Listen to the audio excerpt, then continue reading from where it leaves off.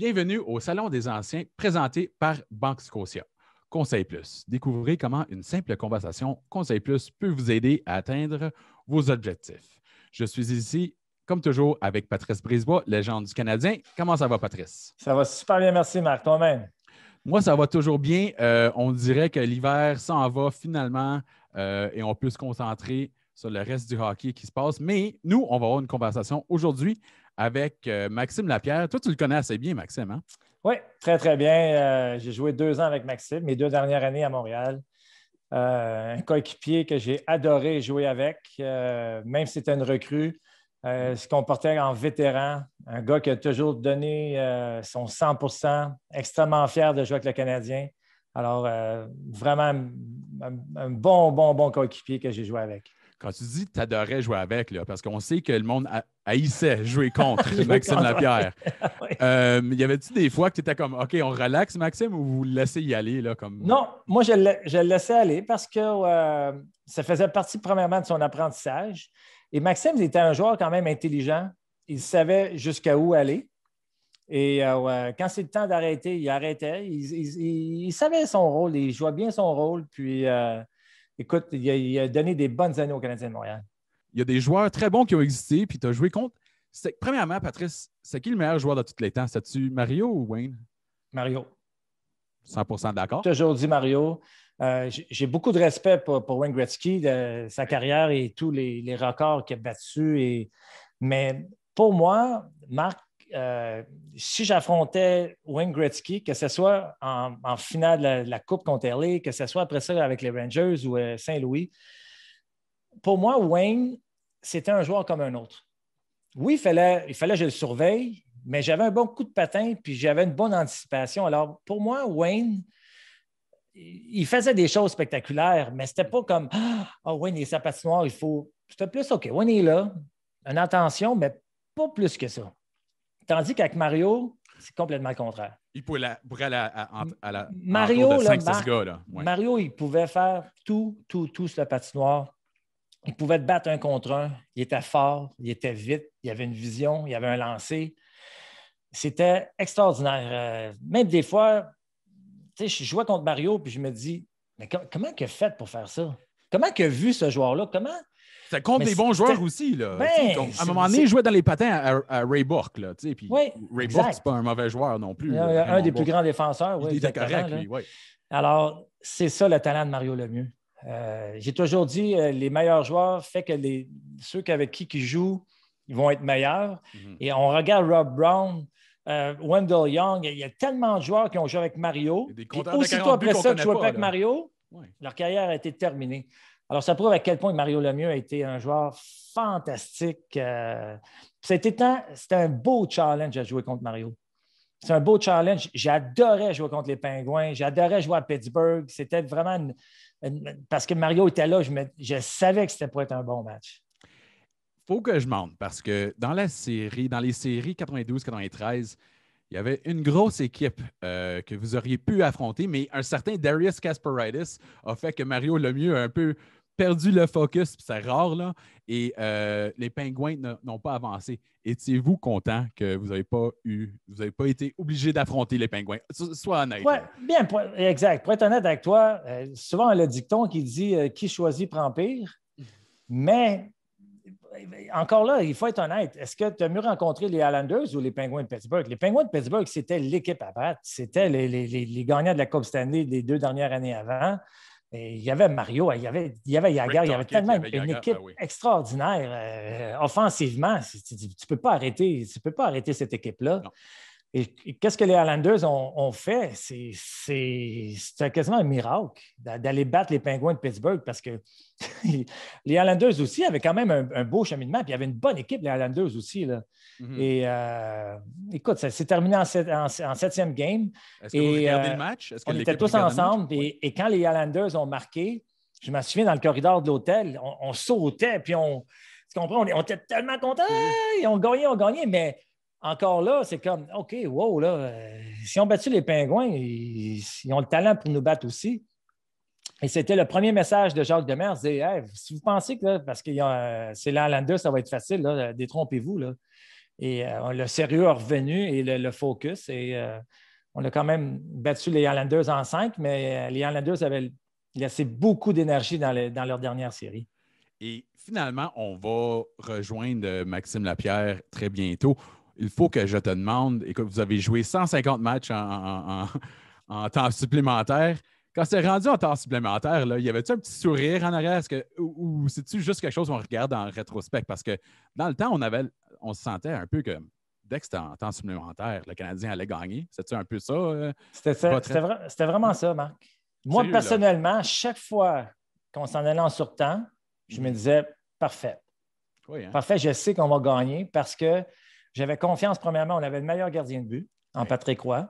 Dans les séries en plus. Là, en série. Oh. Et deuxièmement, j'avais confiance en notre système. Je savais que notre système n'aurait pas donné des chances de marquer, n'aurait pas. C'était vraiment, on respectait notre système et en plus, on se foutait bien cette équipe qui était pour être le héros du match. C'était toujours un différent. Hein? C'était tout un différent quasiment. Si tu regardes en 93, tous les gars qui ont marqué un but en surtemps, c'est quasiment un joueur différent à chaque match. Alors, l'important pour nous, c'était de gagner. Et écoute, on a passé à l'histoire de dire 11 matchs en surtemps, 10 victoires de suite. Écoute, je ne sais pas si ça va être battu un jour, mais jusqu'à maintenant, ça ne l'est pas. À plus jamais. Et c'est comme qu'on dit, il y avait une atmosphère différente. Vous pensez que vous allez gagner. Puis c'est un peu la même approche que le Canadien avait en 2010 lorsqu'ils sont rendus en finale de conférence. Ils ont battu une équipe qui avait Crosby, ils ont battu une équipe qui avait Ovechkin. Et notre invité était parti de cette équipe-là. C'était Maxime Lapierre. On lui parle très bientôt. Voici Conseil Plus. Une nouvelle façon d'élaborer un plan personnalisé pour vous aider à garder le cap. Nous apprenons à mieux vous connaître. Puis, nous élaborons un plan qui évolue à votre rythme en y ajoutant des produits et solutions selon vos besoins pour vous aider à atteindre vos objectifs actuels et futurs. On apprend à vous connaître pour mieux vous guider aujourd'hui et demain. Conseil Plus, uniquement à la Banque Scotia. Donc, notre invité cette semaine, c'est le seul et unique Maxime Lapierre, longtemps joueur de la Ligue nationale, a passé plusieurs saisons avec le Canadien et co-animateur du balado La Poche Bleue avec Guillaume Latendresse. Bienvenue, Maxime. Bien, merci les gars. Merci de m'avoir invité, premièrement. Bien content d'être là. On veut entendre, premièrement, que fais-tu depuis que tu t'es retiré? Ça fait pas longtemps. Que fais-tu en ce moment? J'ai déjà un peu mentionné, mais parle-nous un peu de la balado avec Guillaume. Bien, on s'est parti ça, un petit podcast qui est sorti de nulle part. Dans le fond, on a des invités à chaque semaine, parler un peu de la vie en général, essayer de découvrir le côté terre-à-terre des célébrités québécoises, que ce soit dans le monde du hockey, dans le sport en général. On a des acteurs, des comédiens, on a pas mal un peu de tout. Puis c'est parti de nulle part. Hein. On a fait ça sur Instagram une soirée après quelques cocktails, comme on dirait. Puis c'était juste pour s'amuser. Puis après ça, on s'est fait offrir tellement d'opportunités qu'on a décidé de continuer. Puis ça, théoriquement, là, ça m'a aidé à prendre ma décision de prendre ma retraite, d'arrêter de jouer au hockey. Depuis que tu as commencé ça, Maxime, as-tu un invité, là, vraiment, tu as découvert et tu as dit « Wow! » Je ne connaissais pas cette personne-là, que ce soit artistique ou joueur de hockey, puis tu dis « Wow, j'ai vraiment aimé cette personne-là. » Tu as un coup de cœur, là. Ben, c'est sûr que la question, il faut préciser, à part Patrice Brisebois, c'est ça que tu voulais dire? À part le Breezer? Non, OK, à part moi, d'abord, c'est correct.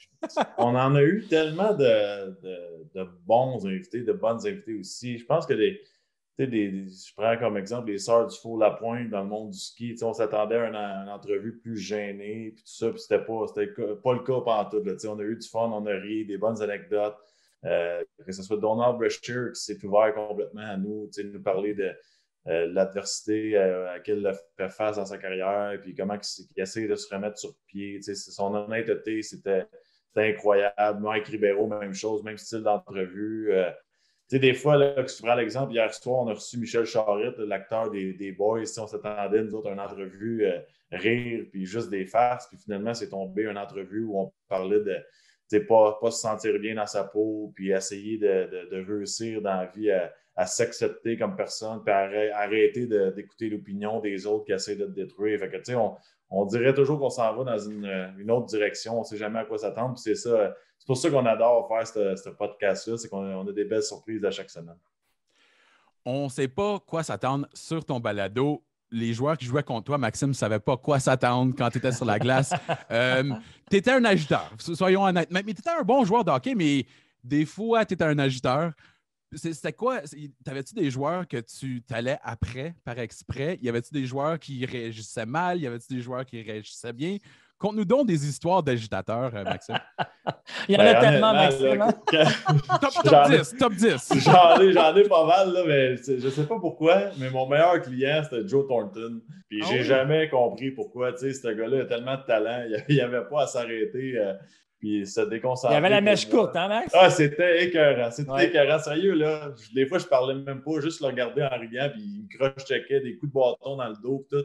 Puis à un moment donné, je m'estinais avec, c'était à San Jose, puis on se criait des bêtises, on s'en va au banc, on continue, il est penché par-dessus la bande, on crie, puis là, lui, il a décidé qu'il avait assis, puis il s'en va s'asseoir, mais il est allé s'asseoir dans le gap où il n'y a pas de banc, puis il est parti les 4 fers en l'air, il s'est fait la tête sur le bord du banc, puis là, quand il s'est relevé, il s'était à main, moi, j'étais crampé, mais qu'il était dans le trou, fait qu'il a comme fait, tu sais, en voulant dire, là, tu m'as eu, c'est drôle, ça, Joe, il était écœurant pour ça, puis... Tu sais, ça m'a toujours un peu surpris de voir des athlètes professionnels se sortir de leur game pour moi qui dis des niaiseries. Puis j'ai jamais compris ça parce que moi, ça me dérangeait pas quand quelqu'un me parlait. Puis des fois, c'était tellement anodin, c'était tellement stupide. Je pouvais juste regarder le patin comme s'il était détaché. Puis le gars était enragé. Tu sais, c'était aussi stupide que ça. Là. Je ne m'écrivais pas de scénario. Je n'écrivais pas mes lignes. Là, on s'entend. C'était pas de l'art là, que je créais. C'était des petits commentaires de temps en temps. Puis, les gars, ça prouve, Maxime, quand l'intensité est là, les joueurs réagissent différemment. Non, c'est ça. C'est le stress de la game, je pense. Oui. C'est la pression. Puis là, tu veux tellement performer, puis tu as un fatigant qui s'en vient de dire des niaiseries. Mais toi, Breezer, je pense pas t'embarquer là-dedans. Là. Non, moi, je riais. Moi, je riais de ça. Moi, je me disais, bon, OK. Là, donc, Maxime, il n'aurait pas fonctionné contre toi. Non. Honnêtement, non.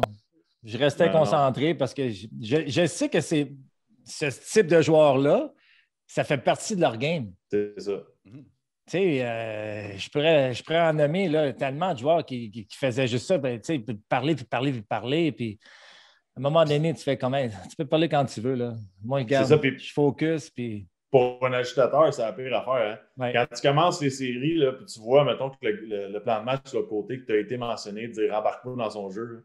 Là, tu parles tout seul, personne ne se retourne, personne ne rit. Là, t'es comme, bon, OK, on va trouver de quoi. Mais normalement, j'ai toujours trouvé le moyen par le match numéro 3 ou 4 que le plan de match, on jeté des plus belles. Une des plus belles histoires, Marc, que j'ai, moi, avec Maxime, on joue avec Canadien, puis Maxime, on est à Vancouver, et les deux frères jumeaux, Cédine, sont là. Et je vais laisser Maxime conter l'histoire parce qu'on était morts de rire sur le banc. Alors, Maxime, qu'est-ce qui s'est passé avec les deux frères? Tu as fini par jouer à Vancouver.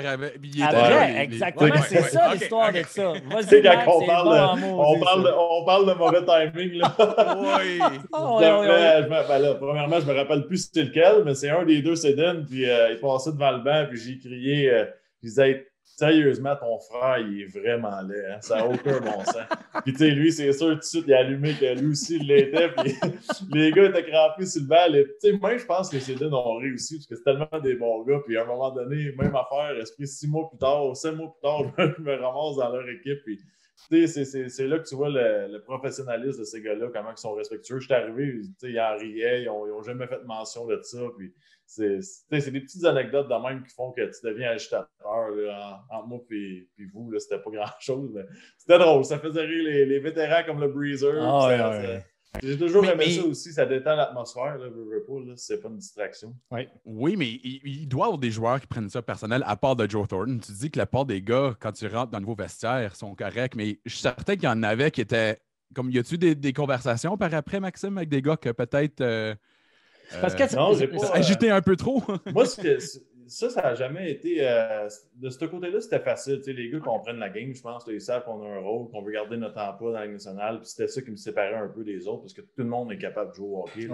C'est plus dans la vie tous les jours. Tu sais, le monde, il pense que je suis de même dans la vie chez nous. Là. Comme au Tim Hortons, là. Ben, c'est ça. Mais j'écœure pas mes enfants, mettons, quand ils se lèvent le matin. J'étais une autre personnalité.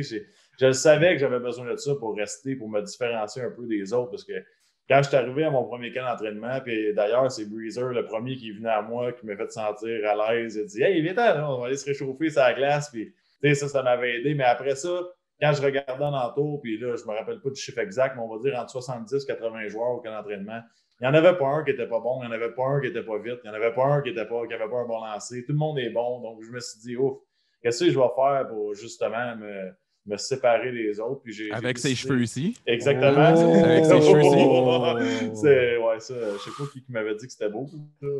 Tu vois, j'essayais d'aller chercher la coupe du Breezer, mais moi, je mettais pas ça par en arrière, je le mettais par en avant. C'était pas le même flow, là, ouais, c'est ça. Là, il n'y avait pas trop de flow là-dessus. Hein? Mais Marc, il y a même quelques joueurs qui pensaient que c'était une marmotte écrasée sur l'autoroute, puis c'est pas loin. Moi, j'ai entendu, Max, que les gars qui savent qu'ils vont battre la journée après, ils vont pas dormir. Là. Ils vont regarder au sheet list, ils vont regarder, OK, ce gars-là, c'est un gros bonhomme, puis il va m'en saquer une coupe. Puis là, je dors pas à soir. C'est vrai, ça? Max, Chara, là, quand on jouait contre Boston, Chara, il voulait-tu que, excuse-moi l'expression, mais t'arracher la tête. Il courait après, puis... Ben, c'est parce que tu navigues pas mal plus que juste le combat. Je vais donner un exemple. Moi, j'adore ça, le feeling, l'adrénaline, quand tu jettes les gants. Tout ça, je me suis... Souvent, les gens essayaient de faire référence que je ne me battais pas, mais j'ai environ 40-45 combats professionnels. Comme Lucic, là, c'est pas un petit gars là, non plus. À Vancouver, une année, ça faisait longtemps qu'ils n'ont pas eu un gars de 9-10 buts puis 10 bagarres dans la même année. Le monde disait que je ne jette pas les gants, mais j'étais quand je pouvais. Puis l'affaire que pour moi qui était difficile, c'était de naviguer les blessures puis le contrat. Parce que quand tu es toujours sur des contrats d'un an, tu n'en vas pas jeter les gants puis peut-être prendre le risque de tomber sur ton épaule puis tu finis ta carrière pour un combat. Donc, il faut que tu gères ta carrière de la bonne façon. Mais le feeling devant 21 000 spectateurs de dropper tes gants, c'est dur de remplacer ça. L'adrénaline et tout ça. L'autre chose, Max, que les gens ne savent pas, c'est que la majeure partie des gens, c'est qu'ils n'ont peut-être jamais mangé un coup de poing dans le visage. Hey. Ouais. OK? Moi, j'en ai mangé de là, puis sur le nez, puis, gars, cette dent-là, junior, je me l'étais fait casser, puis c'est correct. Ça fait, quand tu te bats, c'est parce que tu as pris la décision de te battre, parce que soit que tu étais tanné de te faire écœurer, excusez-moi l'expression, bien, il faut que tu montres que tu es capable de te défendre. Alors, mais après la bataille, là, le soir, tu as l'œil tout fendu, puis tu as le nez rendu là, puis tu as mal à la tête, parce que le gars t'a donné des coups de poing sur la tête, puis là, tu n'es pas capable de dormir. C'est pas bien le fun. Parlons un peu d'un gars d'équipe. Vous deux, vous étiez là. Il y avait une dynamique. Saku Koivu était capitaine, right? Il y avait plusieurs autres joueurs. C'était quoi la dynamique un peu dans le vestiaire? Nous, on ne voit pas ça. Nous, on est là avec les caméras, avec les médias, puis c'est absolument pas de même quand les caméras ne sont pas là. Est-ce qu'il y avait des clics? Y avait-tu des rivalités dans ce temps-là, dans les années environ 2010, où c'était-tu un vestiaire en santé? Ben, je pense qu'il y a toujours des clics dans n'importe quelle équipe. Mais de là à dire que ça nuit à ton espace de travail, là, je pense que c'est peut-être exagéré là, de certains médias à l'époque, là, mais c'est sûr et certain qu'il y a des gars qui se tiennent ensemble, qui s'aiment plus. Si tu prends 20 personnes, tu t'en vas d'un restaurant, c'est pas tout le monde qui a le goût d'être assis un côté de l'autre. Que ce soit dans le hockey ou dans une famille, c'est comme ça. Maintenant, est-ce que c'était bon pour l'équipe qu'il y ait un manque de communication entre les gros canons, par exemple? Bien, ça, peut-être que ça aurait dû être réglé. Puis normalement, c'est à l'organisation plus haut de régler ça. C'est pas juste aux joueurs, tu sais. Mais moi, à cette époque-là, j'étais quand même très jeune. Tu sais. Mon stress venait de me concentrer sur mon match puis d'observer ce qui se passait entre les vétérans. Je peux pas dire... Si j'analyserais ça aujourd'hui, oui, je le verrais, mais à l'époque, je le voyais pas. Je faisais juste l'entendre dans les médias que c'était ça qui se passait. La chose qu'il faut dire aussi, c'est que il faut, dans une chambre de hockey, quand une équipe gagne, tout va bien. Mais quand ça va moins bien, c'est là que tu vois les vrais. Les gars qui vont rassembler. Puis, tu sais, quand tu as des moments difficiles, là, c'est là que tu vois le joueur sur sa vraie image. Ouais. Et on a connu des années difficiles. On ne s'en cachera pas. J'ai connu des années difficiles qu'on n'a pas fait les séries, puis ça allait mal, là. Alors, c'est facile que l'équipe se divise parce que chacun voit les choses différemment. Chacun aurait pu peut-être faire les choses différemment, que ce soit les joueurs, que ce soit les entraîneurs. Alors, on dirait que tout le monde blâme un et l'autre. Mais quand l'équipe gagne, que le gars, après l'équipe gagne, là, ça fait 5-6 matchs de suite, puis que certains gars, 3-4 gars, après un match, ils ne disent pas, puis ils s'en vont souper, puis ils ne disent pas à personne. C'est pas grave. On dit, hey, on a gagné, c'est pas grave. Mais si on perd, par exemple, 5-6 matchs, puis tu as 4 gars qui s'en vont, ils vont dire, ah, ça, c'est pas des gars d'équipe. Il me semble que ça serait le temps de se rassembler, puis de. Alors, là est la différence entre plier et casser. Il y a des équipes qui plient dans la tempête, il y a des équipes qui cassent. Oui. C'est quand les gars commencent à se séparer. Un changement d'entraîneur. Premièrement, on entend toujours la même affaire. C'est à les joueurs de bien jouer, il n'y a plus d'excuses. Qu'est-ce qui se passe par la tête? Est-ce qu'il y a des réunions de joueurs? Quand un entraîneur se fait congédier, qu'est-ce qui se passe pour les joueurs? Ben, premièrement, tu sens que tu dois te reprouver et regagner ta place dans l'alignement. C'est sûr qu'il y a des joueurs qui sont intouchables normalement, là, des super vedettes, tout ça, mais pour les gars de 3e, 4e trio, par exemple, tu te dis, bon, ben, on retourne en case départ, puis j'ai besoin d'avoir de l'énergie, puis j'ai besoin de tout faire, d'être concentré sur le système. Puis, tu sais, moi, la plus grosse différence, honnêtement, c'est l'attention. Quand le nouveau coach rentre dans la salle et il commence son vidéo, ça ne devient plus de la routine. Là, tu te dis, ben, je vais porter attention parce qu'il va changer des affaires. C'est la concentration. Tu sais, pourquoi du jour au lendemain, un entraîneur part, tu as exactement la même équipe, mais tout le monde commence à travailler plus fort? C'est parce que c'est le focus qui augmente. C'est pas nécessairement les gars qui ont décidé, bon, ben, je vais me forcer à soir parce que, tu sais, on oublie souvent, on entend souvent, les gars ne travaillaient plus pour ce coach-là. Encore cette année. Y a-t-il des gars qui abandonnent des fois? Ben, j'ai de la misère à le croire. En tout cas, tu ne te respectes pas comme athlète si tu fais ça. Là. Mais comme cette année avec l'autre Julien, par exemple, tu voyais que les gars venaient dans les mises en échec, ils travaillaient, mais ils étaient perdus sur la glace. Là. Ça n'a plus rapport avec je veux jouer pour le coach ou pas. C'est juste qu'il y a un problème de structure. Puis là, on était rendu là. La structure, ça ne rentrait plus. Puis il fallait amener quelqu'un d'autre. Puis Dominique Ducharme, tu vois déjà la différence. Là, même s'ils perdaient des matchs, les 2 premiers matchs, tu voyais qu'ils essayaient de nouvelles choses. Tu voyais qu'ils étaient plus concentrés, par exemple, en breakout. T'sais. Ils sortaient la rondelle par le centre. Ils trouvaient leurs joueurs. Pourquoi? Parce qu'ils étaient focus. Là. C'était plus juste, bon, mais tu sais, à un moment donné, comme joueur, tu es stressé, puis tu fais juste te garocher partout, tu envoies la rondelle tout bas de côté. Mais à un moment donné, c'est tellement dramatique que là, tu vas chercher ton focus, puis tu te dis, bon, mais là, c'est fini la nervosité, parce que là, j'ai plus le choix. Fait que je vais utiliser ça, je vais canaliser tout ça, puis ça va être concentration, faire des petits détails, faire des jeux qui sont demandés. Puis c'est pour ça qu'on voit une différence avec un nouveau coach, normalement. Mais quand tu as un nouveau coach, c'est que, premièrement, il y a tout le temps, je vous dis, là, c'est comme ça, il y a à peu près 6-7 joueurs qui vont aimer le coach, 6-7 qui ne vont pas l'aimer, puis 6-7 sont indifférents. Voici Conseil Plus. Une nouvelle façon d'élaborer un plan personnalisé pour vous aider à garder le cap. Nous apprenons à mieux vous connaître. Puis, nous élaborons un plan qui évolue à votre rythme en y ajoutant des produits et solutions selon vos besoins pour vous aider à atteindre vos objectifs actuels et futurs. On apprend à vous connaître pour mieux vous guider aujourd'hui et demain.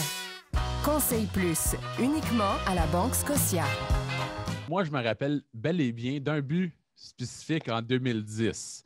J'imagine que c'est un but que plusieurs personnes t'ont demandé au sujet. Premièrement, est-ce que tu t'es excusé à Alex Gogliowski et Marc-André Fleury pour avoir fait ça contre eux? Et deuxièmement, là, qu'est-ce qui se passe dans la tête quand tu comptes un but? Moi, je viens juste de regarder le vidéo. Le centre belle partait fou. Tout le monde partait fou. On dirait que le bruit s'est passé pendant 5 minutes. Peux-tu nous expliquer un peu ce but-là, puis juste les émotions que tu avais quand tu as compté le but contre Pittsburgh? Bien, premièrement, je vais commencer en parlant de ce que tu as dit avant, c'est que tu peux avoir un peu de temps de glace pour avoir un impact sur le match. Puis ça, c'est Alain Vigneault qui m'avait aidé. C'était mon coach Alain dans le junior, puis il m'avait dit toujours focus sur une affaire. Qualité au-dessus de quantité. Oui. Tu te concentres juste sur la qualité. Puis ça, je suis d'accord. Tu sais. Puis ce but-là, c'était ça. Je voulais avoir un impact. Je savais que je n'allais pas avoir de chance vraiment en 3e période. Puis dans le match, je me suis dit, quand je vais embarquer sur la glace, il faut que je sois prêt. Il y a pas de, je ne veux pas juste y aller pour avoir une présence normale puis tuer du temps. Je veux gagner ce game-là. Je veux avoir un impact. Puis je ne sais même pas. Je regarde ce but-là souvent puis tout le monde m'en parle. On dirait que j'ai été possédé pendant 30 secondes. J'en ai pas scoré 1000 début de même dans ma carrière. Hey, c'était beau. Ceux qui n'ont pas eu la chance de le voir, c'était 2010, match 6 contre les Pingouins. Et Alex Gogliowski il a un peu fait le spinorama pendant que Maxime allait alentour. Il est allé alentour de Marc-André Fleury. Puis là, la rondelle t'a un peu suivi à la droite, puis t'as compté d'un but plus ou moins désert. Mais est-ce que tu en as parlé à Marc-André depuis ce temps-là, ou est-ce que tu en as parlé? Tu sais, des buts de même, là, est-ce que tu vas en discuter avec les anciens joueurs ou on n'en parle pas trop? Ben écoute, parce que moi, avec 5-6 buts par année, là, c'est les sujets de discussion de pas assez longs. Donc, je parlais pas trop de mes buts parce qu'il me mettrait dans la face tous les arrêts que lui a fait. Mais c'était juste, pour moi, c'est même pas le but. Puis je le réécoute souvent, là, je vais être honnête avec vous autres. C'est le son du Centre Bell. Puis le temps que ça a été très, très bruyant. On dirait que le monde, il se rassisait plus. Là. La serviette, elle s'est tournée pas mal longtemps après que le but a été annoncé. Puis je regardais comme les gars sur le banc, j'étais comme crime, ça n'a pas de bon sens, le feeling qu'on est en train de Oui, il faut aussi mentionner que Maxime a déjà été choisi en tir de barrage. Il a été marqué. Un but? Oui, 12 fois. Oh, oui. Ouais. Tout le monde pense, mais commence. Qu'est-ce que Maxime Lapierre va faire en tir de barrage? Mais Maxime Lapierre a des bonnes mains. Maxime Lapierre est capable de marquer des buts. Mais les meilleurs gars au tir de barrage, ce n'est pas nécessairement les meilleurs compteurs dans la ligue. Là. On voit une grosse différence. C'est toujours une question de... Comment je dirais ça? Les bons joueurs sont bons 82 matchs. Après ça, tu as des gars de troisième trio qui sont bons 50 matchs. Puis tu as des gars, je parle de côté skills. Là. Puis des gars comme moi de quatrième trio, on les a les skills, mais on les a 10 matchs, 20 matchs par année. C'est juste que c'est pas régulier. Les bonnes mains, pour nous, c'est pas assez naturel pour être capable de le faire soir après soir après soir. C'est juste qu'il y a des soirs, tu arrives à l'aréna, puis tu te sens bien, tout va bien, ton corps, tu n'as pas de blessure, tu as bien dormi. Bien là, tu es capable, ce match-là, d'avoir un bon lancer et des bonnes mains. C'est tout simple que ça. C'est pas naturel, mais on les a pareil. T'sais. Revenons un peu sur 2010, si on peut, Maxime, parce que moi, je trouvais, en tant de fanatique, on dirait qu'il y avait quelque chose un peu spécial avec cette équipe-là. Je sais que ce qui est drôle, c'est que moi, je pense que vous avez mieux joué contre Philly que Washington et Pittsburgh, mais vous avez quand même perdu.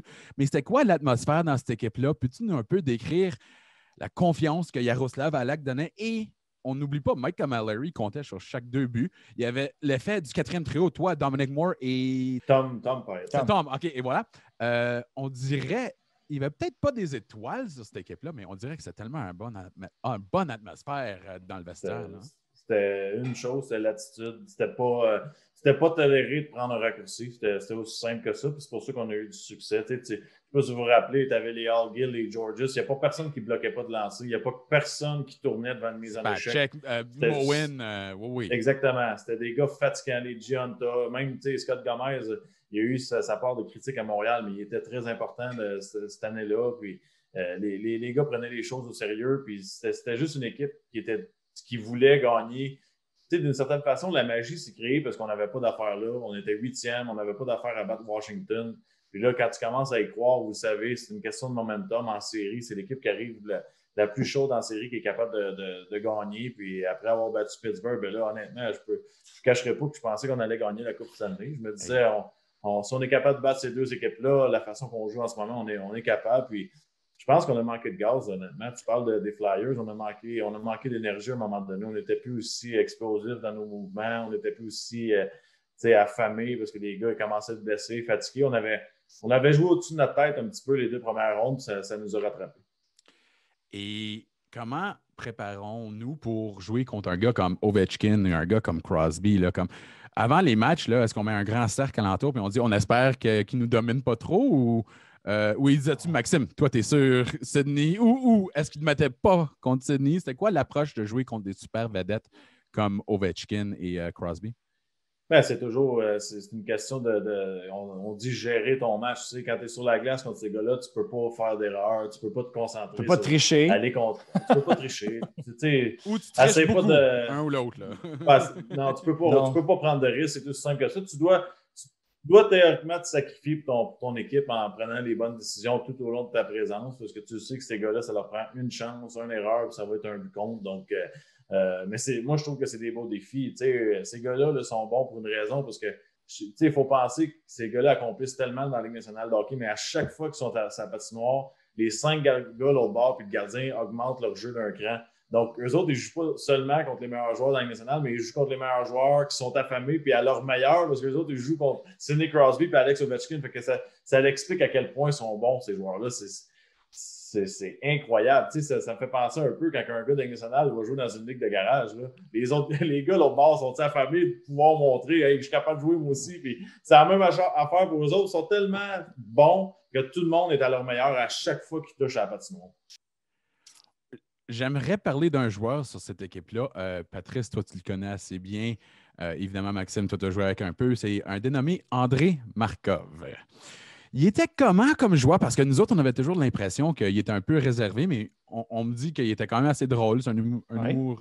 Il était sec, sans rire. C'est ça, c'est ça. Oui. Mais écoute, d'après moi, c'est un des défenseurs le plus dominant qui a déjà joué avec le Canadien. Il y avait une affaire de vision, là. Il voyait la glace mieux que la plupart. C'était comment jouer avec un André Markov et c'était comment être équipier avec un André Markov? Bien, moi, je vais commencer. Écoute, son premier camp d'entraînement et quand il a fait l'équipe, ça a été des cheveux dans le temps? Oui, il y avait des cheveux, oui. Okay. Oui. Et on savait immédiatement qu'il y avait un talent inné. C'était une vision extraordinaire, un coup de patin, première passe. Et j'ai été son premier coéquipier à la ligne bleue.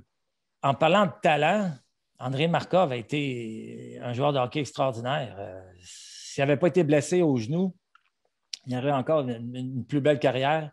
Mais quand on parle de sens de hockey, il était aussi bon offensivement que défensivement. Défensivement aussi, il était très, très, très, très fort. Oui. Alors, c'est pas pour rien qu'il a été, moi je dis, dans top 5 de tout l'organisation de plus de 100 ans.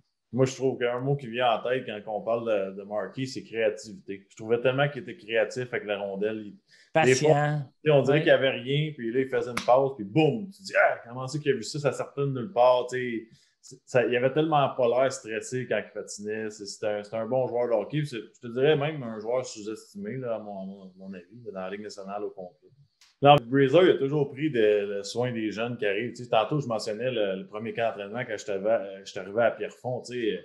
Veux pas, quand tu rentres avec ta poche là, dans l'aréna, tu te sens pas l'expression t'es pas gros dans tes shorts, t'es gêné, puis tu te dis, c'est le Canadien, là. Qu'est-ce que je vais leur dire, là? À un moment donné, ils me connaissent pas, puis j'ai pas rapport ici, l'anglais, c'était pas fameux, puis tu rentres, là, Pierre Gervais, il t'aide, puis il te guide un peu, mais tu te sens tout seul, pas à peu près, là, puis là, jusqu'à temps que je m'en aille sur la glace, je me disais, Colin, puis là, le Breezer était dans le corridor, il a dit, hey!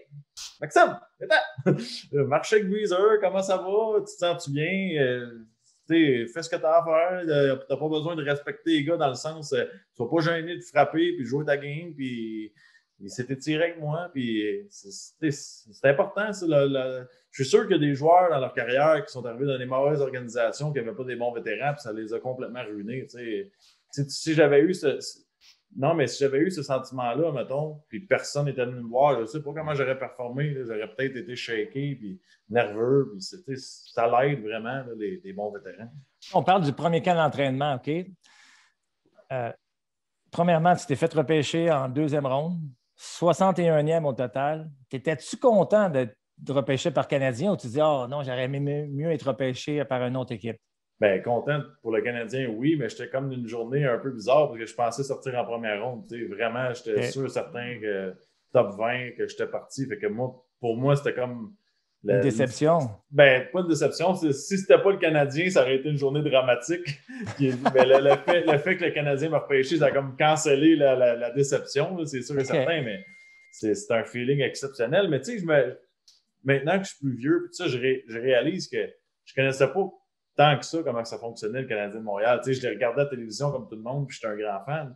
Mais de là à savoir que je réalisais dans quoi je m'embarquais, non, je réalisais pas que je m'embarquais dans une aussi grosse aventure. Notre balado est présenté par Conseil Plus par Scotiabank. On aime parler du côté financier très vite. Maxime, j'aimerais te demander, as-tu eu un gros achat dès le début? Ta première fois que tu as eu un gros chèque, c'était quoi le premier gros achat que tu as fait? Ben, après ma première soirée au bar, ça a été un Hummer. J'ai été m'acheter mon bon gros Hummer. Oui. C'était ça mon rêve, d'avoir un gros camion. Puis je m'en rappellerai tout le temps. C'est une belle journée, ça, quand tu rentres pour acheter ta première voiture. Puis je pense que le chèque n'était même pas dans la malle encore. c'est réservation, puis ouais, ça a été mon... Ça t'a été complètement, je m'en vais pogner un Hummer, c'est exactement ça que je veux. Exactement, la couleur, puis tout. C'était quoi, c'était-tu jaune ou? Non, le premier était beige. Yeah. Puis là, tu l'as vendu, quoi, 2 semaines plus tard? Ou... non, je l'ai gardé longtemps. Je l'adorais, ce truc-là. Puis c'était ça. Puis c'était mon cadeau. J'avais une anecdote là-dessus. J'avais été dans un concessionnaire ailleurs pour m'acheter un camion. Puis, j'étais jeune avec des trous dans les jeans, puis la casquette sur le côté, puis tout ça. Puis quand je suis rentré, personne ne s'est levé. Ils m'ont regardé comme OK, il va partir dans pas long. Fait que j'ai fait OK, je vais aller l'acheter ailleurs. On ne laisse pas conduire des chars, lui. Exactement, il n'est pas capable d'acheter ça. Fait que ça montre à quel point on est jeune, puis on sait pas, on est naïf, on ne sait pas comment ça fonctionne la vie encore, puis tout ça. Puis c'est des bons souvenirs. Honnêtement, Chuck Beazer dirait la même chose. Des débuts dans le hockey professionnel, il n'y a rien qui bat ça. Là, que ce soit le premier contrat, le repêchage, première journée avec le chandail, premier match. Il n'y a pas rien qui bat ça dans le monde du sport. Non. Écoute, c'est la même chose de mon côté, Max. Bon, j'ai reçu mon bonus, je suis allé m'acheter mon Jeep. Puis après ça, bien, l'année qu'on a gagné la Coupe Stanley, j'ai acheté ma première Porsche. Y avait-tu des bonus de Coupe Stanley, avez-vous? Oui, on avait. Vous ne faites pas payer dans les séries, hein? Oui, on est payé en bonus, oui. Ah, mais en bonus seulement. En bonus, exactement. C'était quoi le bonus pour avoir gagné la Coupe Stanley, si je peux me le permettre? Ça n'avait pas été beaucoup. Comme 25 000, quelque chose? Moi, à peu près, 25-30 000 à peu près, là, pour 2 mois de hockey. Alors, même dans le hockey d'aujourd'hui, les gars qui font 5, 6, quasiment 10 millions, tu joues pendant 2 mois et demi de hockey. Pourquoi? 100 000, 150 000? Oui, à peu près. Je sais que c'est beaucoup d'argent pour n'importe mais quel... relativement à ce qu'ils font, non. Exactement. Alors, c'est vraiment pour l'honneur que tu joues, puis c'est pour la bague. Sinon, tu ne fais pas ça pour l'argent. Là. Moi, Max, là, je veux savoir, là, bon, ça fait 4-5 ans que je joue au Canadien, et là, conte-nous comment ça s'est passé, ton échange. La première fois que tu t'es fait échanger, là, tu te dis, oh, pourquoi? Je suis certain que tu t'es demandé pourquoi qu'il m'échange. Est-ce que tu as demandé de t'échanger? Ça n'allait pas bien? Ou qu'est-ce qui s'est passé? Ben, je pense que tu sens comme joueur là, que tu es peut-être moins apprécié de ton entraîneur. Là, quand c'était Guy Carbonneau, le coach, il me faisait confiance tout le temps. Puis c'est l'année que j'ai compté 15 buts. Moi, j'étais convaincu que si ça continuait dans cette direction-là, j'allais donner un compteur de 20-25 buts, puis j'allais continuer à progresser. Puis c'est sûr. Moi, je pense que, honnêtement, Max, excuse-moi, là, je t'avais le potentiel de marquer un 15-20 buts par année. Je te dis, moi. Je suis d'accord avec toi, Breezer. Ouais. C'est une question d'opportunité. Puis, tu sais, quand Jacques est arrivé, ben, j'étais peut-être pas son choix numéro 1 pour remplir ce rôle-là. Puis, à un moment donné, on s'en allait une game en Floride la veille du jour de l'an. Puis, j'avais mis mes valises dans l'autobus, mais ils n'ont pas voulu rester dans l'autobus, les valises. Ils ont sauté assez rapidement. Puis, si je me rappelle, là, parce qu'on dirait que dans des moments comme ça, tu perds un peu de détails. Tu es tellement stressé. Puis tout, mais il me semble qu'on m'avait dit. T'es échangé, mais on ne peut pas te dire où en ce moment parce qu'il y a comme 2 deals à la table. T'sais. Fait que là, moi, je m'en vais dans ma chambre d'hôtel, puis je m'en vais, mais je ne sais pas où encore. Là, t'appelles qui? T'as appelé tes parents? J'ai appelé mes parents, puis là, c'était la panique, parce que moi, ma famille m'attendait chez nous, parce que c'était le party du jour de l'an après. On pensait revenir après la game, puis tout ça. Puis non, je suis resté là, puis là, je paniquais parce que là, tu pars du Canadien, c'est une déception. Moi, dans ma tête, j'étais capable de remplir ce rôle-là pour 20 ans, sans avoir aucune compétition. Là, le gars du centre de 4e trio québécois, je ne voyais pas qui pouvait me voler ma place. J'ai toujours pris ça au sérieux aussi. C'est pas comme si je me pognais le bain. Puis quand on m'a annoncé que j'allais à Anaheim, ben là, on dirait que ça m'a même pas comme fait « Ah, c'est cool, je m'en vais à Californie. » C'était comme... T'as pas pensé du surf? Non, J'ai pas... Puis tu sais, maintenant que je suis plus vieux, puis j'analyse la situation, je me dis « Crime, peut-être j'aurais aimé ça être échangé là si j'avais été échangé avec ma famille et mes enfants. J'aurais dit « Ah, on s'en va à Californie, on est bien, il fait beau. » Puis tout, puis c'était pas ça pantoute. J'ai tellement mal performé là-bas. Quand je suis arrivé là-bas, première journée, là, j'étais sur le premier trio avec Gatslav Perry parce qu'ils voulaient m'essayer parce qu'eux, ils avaient vu mon talent. T'sais. Ils ont dit il est capable d'en scorer des buts puis il pourrait amener une dimension. Puis j'étais tellement pas là mentalement que j'ai pas été capable de prendre cette opportunité-là. Je Je me rappellerai le premier match, je recevais des passes de Getzlaf, il n'y avait même pas de goaler dans le net, puis je n'étais pas capable de la mettre dedans. Est-ce que je peux dire c'est ton plus grand regret? D'avoir pas performé au bon moment?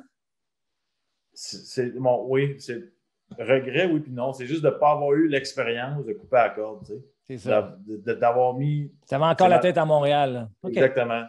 Puis probablement que si j'avais été drafté, mettons, à Ottawa, puis j'avais été changé à Anaheim, que ça n'aurait pas été ça, l'impact. Tu sais, j'aurais dit, yes, je suis rendu à Anaheim, puis je joue avec Getzlaf. Ils m'en mettre dedans, puis j'ai même pas pensé à ma carrière à moi, puis à faire de l'argent. J'ai pensé à je suis plus à Montréal. Tu sais, au lieu de... J'arrivais chez nous le soir, puis j'avais mal joué. Je pensais pas que j'avais mal joué. J'étais encore, je suis plus à Montréal. Tu sais.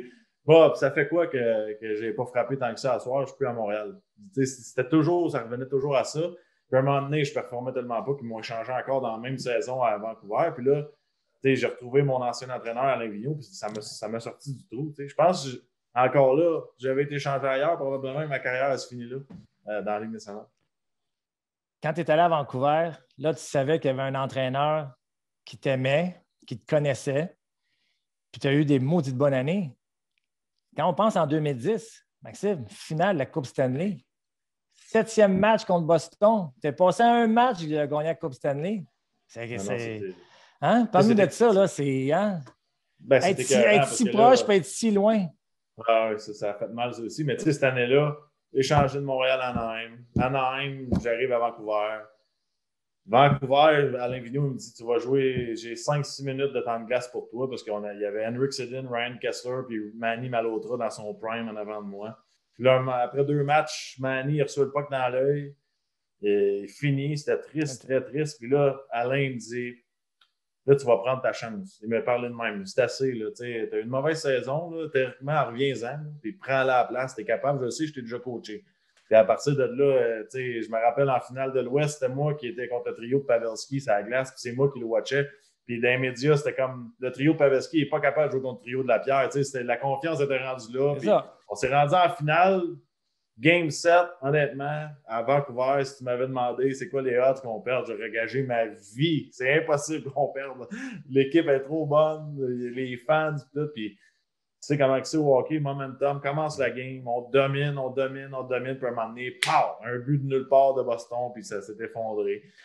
Je pensais, honnêtement, que ça allait me faire mal beaucoup plus que ça de perdre.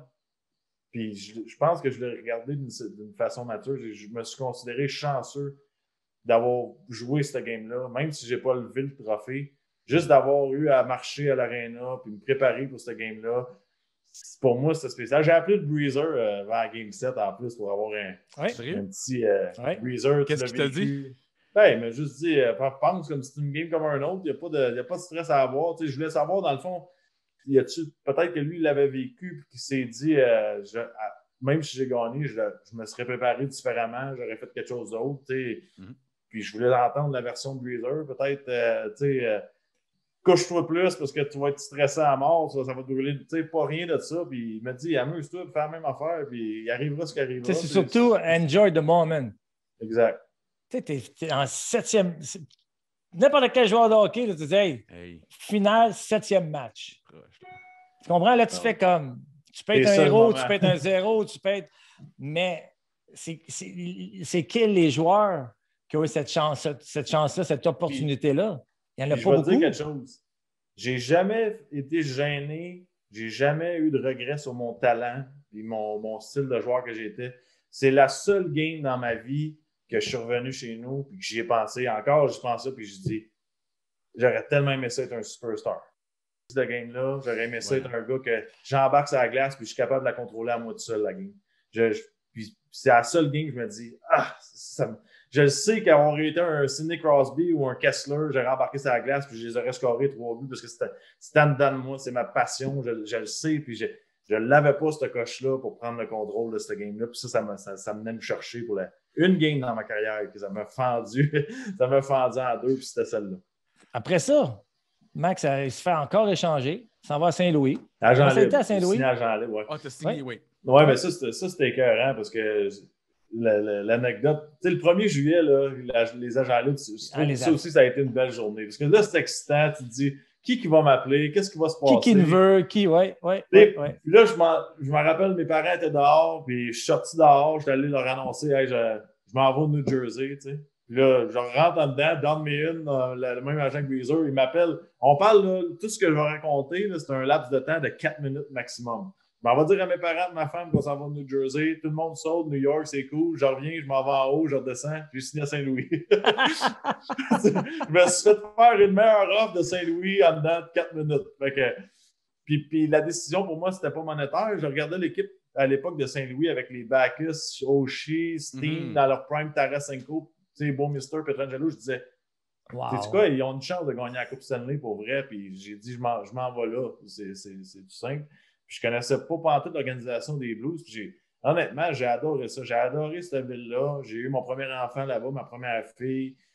Puis j'aurais pensé que ça aurait été plus difficile parce que j'ai joué pour Kanechkok, qui est très demandant. Puis tout ça, mais on a eu beaucoup de plaisir. On avait des bonnes équipes. Puis encore là, ça n'a pas fonctionné parce qu'on affrontait les Blackhawks dans la série. Il y avait une bonne équipe, mais aussi les Blackhawks. Exactement. Fait que, on parle de timing. C'était pas bon pour nous d'affronter cette équipe-là en playoff. Et finalement, tu as fini avec les Pingouins. Ça, c'est pas une mauvaise équipe. Tu n'as probablement pas joué trop souvent avec Crosby, mais c'était comment regarder un gars comme Crosby se préparer chaque jour. Et un gars comme Malkin aussi, que d'après moi, là, c'est un des gars les plus talentueux qui a déjà joué dans la Ligue nationale. C'était comment jouer avec ces deux légendes? J'ai réalisé quelque chose avec Sidney Crosby, c'est que tu sais, ce gars-là, là, quand tu t'attardes vraiment à le regarder, c'est pas le gars qui a les mains à Alex Kovalev, c'est pas le gars qui patine comme Pavel Bure, il n'y a pas le lancer d'Ovechkin. C'est un gars qui travaille fort. C'est un gars qui est toujours à 100%. Il s'entraîne plus que les autres, il dort plus que les autres, il mange plus que les autres, il mange mieux, il fait plus de vidéos, il pratique plus. C'est un gars qui est juste tout le temps au sommet de qu'est-ce qu'il a à offrir. Puis il est performant parce qu'il veut plus que les autres. Il n'est pas performant parce que son talent naturel est plus élevé et plus naturel que les autres. C'est pas Connor McDavid, c'est pas le même style de joueur du tout. C'est un gars qui est fort physiquement, puis c'est un guerrier, c'est un gars qui fait les bonnes affaires. Puis pour moi, ça a été comme la cerise sur Sunday parce que là, je réalisais que dans ma carrière, j'ai tout accompli. Dans le fond, j'ai joué en finale de la Coupe, j'ai joué pour le Canadien de Montréal. J'ai eu la chance de jouer avec le meilleur joueur de mon époque. Puis, pour moi, j'étais content d'avoir vécu ça. Puis encore là, à la fin de la saison à Pittsburgh, je pense que mon dernier match, j'ai joué 18 minutes. Je me disais, je vais jouer encore 5 ans dans la Ligue nationale parce que je ne suis pas encore rendu à l'étape où il me tasse dans les estrades puis ça commence à descendre. Puis j'ai plus jamais rejoué après ça. Comment ça a été ça à Modo? Comment tu dis, bon, je ne suis plus dans la Ligue nationale, je m'en vais jouer en Europe. T'as-tu aimé ton expérience? C'est-tu comme je m'attendais à ça ou c'était-tu meilleur? C'était-tu moins le fun? Ou... J'ai adoré ça. Moi, dans le fond, j'étais allé à Modo parce que je le savais quand l'entraîneur m'a appelé, Larry Urus, c'est un gars de l'Ontario, puis il m'a dit viens-t'en, on n'a pas une bonne équipe, on n'a pas personne, on va finir dernier, puis tout. Puis ça va me donner la chance de donner beaucoup de temps de glace, parce que là-bas, je t'ai vu comme un gars de 4e trio, puis en Europe, il faut que tu performes offensivement, puis tout ça. Puis j'ai dit, c'est peut-être mon opportunité de rentrer, puis de m'ouvrir les portes là-bas, puis qu'ils voient que je suis capable de patiner, puis tout ça. Puis j'étais premier de compteur de l'équipe à Modo. Puis moi, mon but ultime, c'était vraiment d'aller à Lugano, où j'étais en Suisse. Puis j'ai réussi. J'ai eu un appel de Lugano, ils m'ont dit, peux-tu te sortir de ton contrat, puis serais-tu capable de faire ça? Puis après plusieurs discussions, puis tout ça, j'ai réussi justement à partir de Modo pour aller à la place où on me disait il y a un line-up de joueurs qui va jouer à Lugano en Suisse. Puis quand ils m'ont appelé tout de suite, j'ai dit oui. Puis j'ai resté là 5 ans. J'ai adoré ça. Ça a été, honnêtement, je le mets dans les plus beaux moments de ma carrière à part avoir joué pour le Canadien. Lugano, j'aurais joué là 15 ans si j'aurais pu. J'ai capoté là-dessus. Qu'est-ce que tu aimais de là-bas? La ville? T'as-tu aimé la ligne suisse? J'aimais la ville. La beauté de la ville, on était à côté de Milan, on voyageait en train, l'autre bord de la rue, 45 minutes, on arrivait à Milan, la façon qu'ils traitent les familles là-bas, eux sont beaucoup basés sur le côté humain, ils comprennent que le hockey là-bas, c'est une job, puis après la job, il n'y en a plus de hockey. Tu n'as pas d'affaire à en entendre parler des médias, tu n'as pas d'affaire à avoir un appel du coach. Eux autres, quand la pratique est finie, c'est la famille, relax. C'est 4 fois par année, tu as une semaine de congé. C'est vraiment basé sur la famille. Puis la qualité du jeu aussi. Tu as joué Breezer, la Suisse, c'est vitesse offensive, des beaux buts. C'est le fun. Il n'y a pas de violence, il n'y a pas de mise en échec, il n'y a pas de stress d'aller te battre. Ils veulent des buts. Puis c'est le fun, c'est du beau hockey à regarder. Puis ça m'a surpris parce que, tu sais, comme à Lugano, c'était 8-9 000 personnes remplies à côté du monde assis dans les escaliers. Les partisans sont fous, là. C'était fou. Comme on parle à Montréal que c'est des partisans qui font du bruit. Non, ils font plus de bruit en Europe. Je vais te le dire tout de suite, ils n'ont pas à être gênés à Lugano, c'est côté ambiance. Oui. Je me rappellerai ma première expérience, on venait de la route, puis on avait perdu un match, puis je voyais, en sortant du tunnel, je voyais l'aréna, puis je voyais de la boucane. Puis je disais, ouais, qu'est-ce qui se passe? Nos voitures sont en feu? Puis tout, c'était les partisans. 1000 partisans environ, le feu dans le milieu, batte de baseball. On veut parler au capitaine. Tu vas venir nous expliquer pourquoi vous avez perdu à soir. Puis là, j'étais là, c'est intense. Ils bloquaient avec un autobus de fans le parking pour les joueurs pour pas qu'on ait à nos voitures. Vous allez retourner chez vous quand vous allez nous expliquer pourquoi vous n'avez pas travaillé à soir. Là, j'étais comme, wow, c'est incroyable. C'est des passionnés. Puis on dirait qu'on est comme dans une bulle ici, là, en Amérique. On pense juste à la Ligue nationale, mais là-bas, ils ont gagné leur championnat. Ils ont la fierté de leur organisation. Puis tout ça, c'est aussi important pour eux que le Canadien l'est pour nous. Puis j'ai réalisé ça en allant jouer en Europe. Un autre une belle opportunité que tu as eue aussi, vu que tu es allé jouer en Suisse, mais tu es allé à la Coupe Spengler. Ouais. Tu as représenté le Canada. Ouais, ça, c'était incroyable. Puis c'est surtout la façon que c'est arrivé pour moi. Moi, la Coupe Spengler, là-bas, c'est l'événement famille, du beau hockey, Team Canada, Davos. Davos, dans les montagnes. Beau, tu vois, genre, il y a le Père Noël pour les enfants à tous les jours de Team Canada, le buffet, la famille, puis c'est incroyable. Puis moi, c'était ma façon c'était mon training camp à moi pour essayer de faire l'équipe pour les Olympiques aussi. Fait que, moi, il y avait la petite touche de stress un peu de mon côté. J'étais le seul joueur parce que tous les autres avaient joué dans des tournois avant. Puis, c'était Davos pour nous. J'étais allé 3 fois à Davos. Ça a été c'était notre moment. Mes filles étaient contentes. Là, tu vois comme les autres joueurs canadiens, les autres enfants, parce que là, tu étais comme à Lugano, j'étais avec 3 autres importés, des Suédois, des Finlandais, donc les enfants communiquent un peu moins. Pour eux autres, c'était la semaine de vacances, on s'amusait, on avait du fun. Puis, c'est un des plus beaux tournois auxquels j'ai participé. Là. Je me suis vraiment amusé quand j'étais là. Finalement, j'aimerais demander, c'est quoi le processus? Puis je sais que c'est difficile, mais je sais que c'est difficile pour un athlète en spécifique de décider, that's it, j'ai fini. Je pense plus que je peux en donner, ou peut-être que j'ai déjà donné mon mieux. Comment que ça s'est passé, cette décision-là, Max et Patrice, de finalement dire, là, OK, that's it? Moi, c'est beaucoup de facteurs. Le premier, c'était numéro 1, c'était mes enfants. Je voyais qu'ils étaient en train de se construire un cercle d'amis, qu'ils étaient en train de se construire leur vie en Allemagne, mais dans ma tête, pour moi, je savais que c'était temporaire. Donc, je me trouvais pas fair de les voir se créer ces liens-là, puis de dire, c'est sûr et certain, dans un an, je détruis ça. Donc, quand je pensais à ça, quelques petites blessures, le hockey cette année, c'était différent que la pandémie, pas de spectateurs, et tout ça. Je suis comme venu à la conclusion, je savais que ça allait pas être facile de sortir du hockey, mais ça, cette année, ça rendait tout facile. C'était comme... C'est la façon la plus facile pour moi de ne pas avoir de douleur de partir du hockey, puis le timing est bon. Je suis tanné, j'avais plus la même motivation. Moi, j'étais un gars je m'entraînais 2 fois par jour, puis je mangeais pas de dessert la semaine quand j'avais une game, puis là, c'est rare que je mangeais une salade et du brocoli. Il m'a te le dire tout de suite.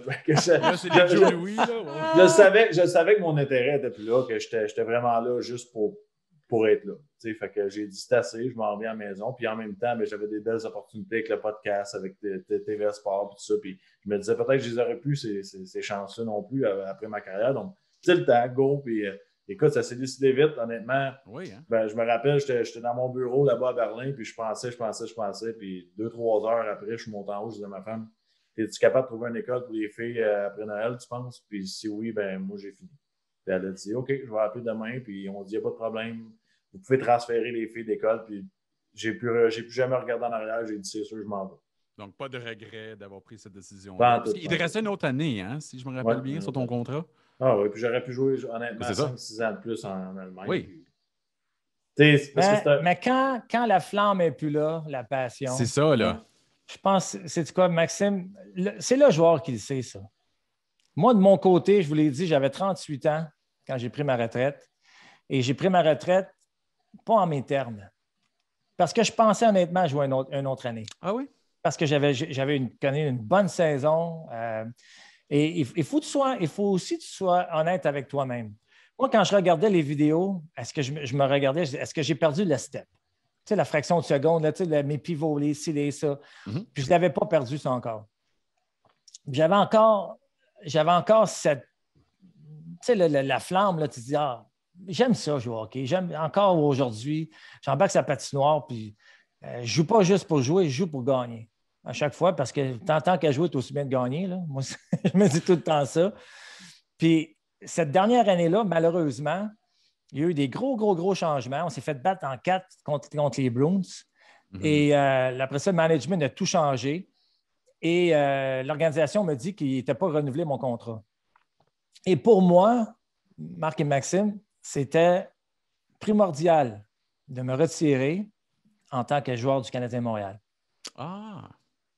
Alors, Donc, si tu aurais eu un offre, là, disons... j'ai eu des Oui. offres. Il y avait, encore avec Donnie Meehan, Vancouver est intéressé, j'avais la Caroline, il y avait le New York Islanders. Mais il dit, wow. ces équipes-là, qu'est-ce qui arrive à 38 ans? C'est que les équipes attendent. Là, ils ont des jeunes qui arrivent durant le camp d'entraînement. Ils disent non, là, il est prêt, le jeune. Et là, pendant le camp d'entraînement, ils se regardent, les GM, et ils disent non, il n'est pas encore prêt. Alors là, c'est là qu'ils vont signer un vétéran ou il y a des blessés durant le camp d'entraînement. Tu comprends? Alors là, je voulais-tu attendre encore, déménager encore la famille juste pour un an, c'est ça. Puis comme je vous ai mentionné, moi, c'était primordial de finir ma carrière en tant que Canadien de Montréal. Alors, c'est pour ça que j'ai pris ma retraite. Mais toujours dans ma tête, je ne sais pas si j'ai pris la bonne décision. J'aurais peut-être dû aller jouer ailleurs parce que j'aimais jouer au hockey. Puis même j'avais pensé retourner en Europe. Ah oui, hein? Parce que j'étais un bon patineur. Puis les grandes patinoires, j'aurais pu jouer encore 2-3 ans facile parce que j'aime la game. Mais les athlètes qui ont plus cette flamme-là, oui, je vais vous dire, là, je suis magané, là, 2 opérations d'eau, l'abdomen, les épaules. J'ai quasiment le corps refait, mais ça reste que j'aime jouer au hockey, j'aime performer, j'aime ce feeling, j'aime être avec les boys. Mais quand tu l'as pas, puis je respecte la décision de Maxime, parce qu'à 35 ans de dire, puis je sais que Maxime aurait été capable de jouer encore 2, 3, puis 4 ans, facile, parce qu'une de ses plus belles qualités à Maxime, c'est son coup de patin. Puis il travaillait fort. Donc il travaillait fort, puis en Europe, si tu patines, tu vas jouer là, des années et des années. Et finalement, pour en finir, Maxime, j'aimerais juste savoir, premièrement, c'était fantastique, merci pour toute l'information. C'est quoi ta meilleure mémoire lorsque tu portais le chandail du Canadien? C'était-tu de faire repêcher? C'était-tu ton premier but? C'était-tu le but contre Fleury? C'est quoi exactement là, quand tu penses oui, j'ai joué pour le Canadien. C'est quel moment que tu te rappelles le plus? Tout le monde me demande ça. Puis pour moi, c'est vraiment le 2 heures jour de match de rentrer dans le vestiaire du Canadien puis voir les chandails accrochés, puis sortir du tunnel, les lumières fermées avec les fans qui applaudissent quand ils voient ta photo sur l'écran géant. Ça, pour moi, c'est... Si tu me dirais aujourd'hui, sais-tu quoi, pour 100$ par game, tu peux venir le faire juste habillé puis sortir, puis tu retourneras chez vous après, je vais le payer puis je vais le faire. Je vais te le dire tout de suite parce que ça vaut les frissons, pas à peu près. On va en finir ici. Merci à vous, Maxime, et encore une fois, Patrice. Merci à toi aussi, le fun. On va être de retour la semaine prochaine avec une autre légende du Canadien. Mais entre-temps, laissez-nous savoir ce que vous pensez du balado et laissez-nous savoir ce que vous pensez de notre conversation avec Maxime Lapierre. Merci d'avoir venu, Maxime. Merci Max. Merci, les boys.